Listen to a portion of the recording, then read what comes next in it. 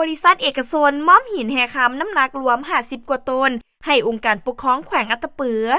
วันที่24มังกร2026บริษัทเอกชนได้มอบหินแห่คำให้องค์การปกครองแขวงอัตตปือเพื่อเป็นที่ระลึกและเป็นสัญลักษณ์แห่งมิตรภาพความร่วมมือและความสัมพันธ์อันดีระหว่างบริษัทกับท้องถิ่นหินแห่คำที่บริษัทมอบให้ในครั้งนี้มีจำนวน5ก้อนน้ำหนักรวม50กว่าต้นต่างหน้ามอบโดยทานฟาร์มงอกแข้งห้องประธานสภาบริหารห้องผู้อำนวยการใหญ่บริษัทวังตัดไมนิ่งกรุ๊ปและต่างหน้าองค์การปกครองแขวงกล่าวรับโดยทานลิดคำโฮมอินตาหัวหน้าห้องว่าการแขวงโดยซองหน้าทานพลโทวันท้องกองมณีคณะเลขาธิการศูนย์กลางภาคพร้อมด้วยภาคส่วนเกี่ยวข้องเข้าร่วม